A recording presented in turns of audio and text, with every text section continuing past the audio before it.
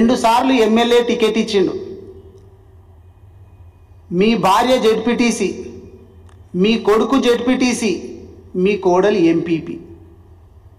ఒక్కటే ఇంట్లో 4 పదవులు ఇచ్చిండ్రు కేసీఆర్ గారు. సరే మీరు పార్టీ మారినరు, విలువల గురించి నేను మీరే చెప్పిర్రు కాబట్టి మీరు పార్టీ మారినరు. కానీ మేము కోరేది ఏంటంటే కేసీఆర్ గారు బొమ్మ మీద కారు గుర్తు మీద గెలిచిండ్రు కాబట్టి పార్టీకి అదేవిధంగా పార్టీ గుర్తు మీద గెలిచినటువంటి ఎమ్మెల్యే పదవికి మీరు రాజీనామా చేస్తే చాలా బ్రహ్మాండంగా ఉంటుంది. మీకు విలువలు ఉన్నాయని చెప్పి మేము అప్పుడు అనుకుంటాం. అంతే తప్ప రేవంత్ రెడ్డి గారే చాలా సందర్భాల్లో చెప్పిండ్రు, ఒక గుర్తు మీద గెలిచి ఇంకొక పార్టీలోకి మారితే పిచ్చి కుక్కలను ఎట్లయితే మనం కొట్టి చంపుతాం రాళ్లతోటి అట్లా కొట్టి చంపాలా, ఆ బాధ్యత ముందలుండి నేనే తీసుకుంటానని చెప్పి రేవంత్ రెడ్డి గారు చెప్పిండ్రు.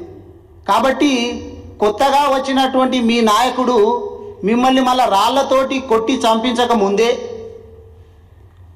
మీరు ఎమ్మెల్యే పదవికి రాజీనామా చేసి మళ్ళీ గెలిస్తే బాగుంటుంది, మీకు విలువలు ఉన్నాయని చెప్పి అందరు అనుకుంటారు.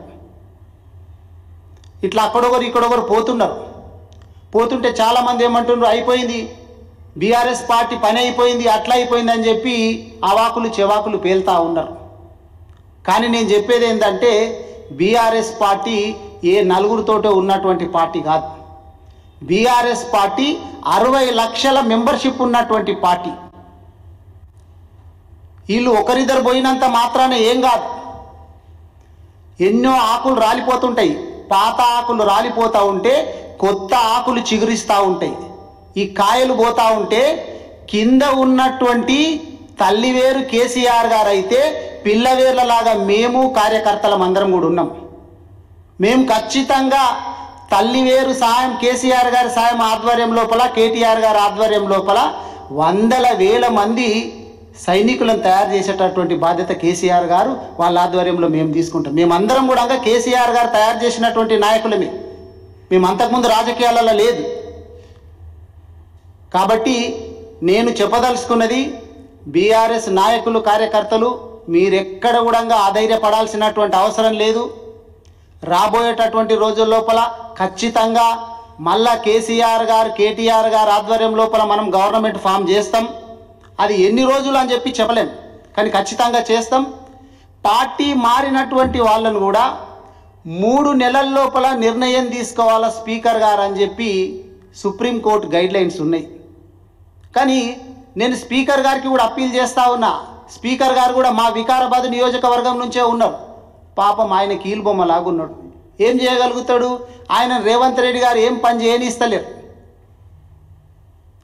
మీరు స్పీకర్ గారు, ఈ రాజకీయాలు ఉంటాయి పోతాయి, పదవులు ఉంటాయి పోతాయి, కానీ మీరు చరిత్రలో నిలిచిపోవాలంటే ఇటువంటి పార్టీ మారినటువంటి వాళ్ళ పైన అనర్హత వేటు వేయాలని చెప్పి మిమ్మల్ని కూడా నేను అప్పీల్ చేస్తూ ఉన్నా.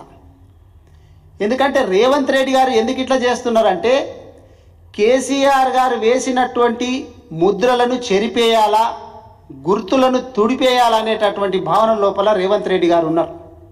మా వికారాబాద్ జిల్లానే తీసుకుంటే వికారాబాదు జిల్లా కావాలని చెప్పి 50 సంవత్సరాల నుంచి మేము కొట్లాడుతూ ఉన్నాం. అది కేసీఆర్ గారు చేసినటువంటి జిల్లా. వికారాబాద్ జిల్లా వాసులందరికీ కూడా నేను విజ్ఞప్తి చేస్తూ ఉన్నా, మనం అందరం కూడా అప్రమత్తంగా ఉండాలి. జిల్లాలను కుదించాలనేటటువంటి దాంట్లో భాగంగా వికారాబాద్ జిల్లాను కూడా తీసేయాలనేటటువంటి ఉద్దేశంతో రేవంత్ రెడ్డి గారు ఉన్నట్లుగా తెలుస్తూ ఉంది. అదే జరిగితే వికారాబాదు గడ్డ ఉద్యమాలకు అడ్డ. మనందరికీ తెలుసు, మరో ఉద్యమము వికారాబాద్ నుంచే ప్రారంభిస్తాం. తస్మాత్ జాగ్రత్త అనే విషయాన్ని తెలియజేస్తా ఉన్నాం.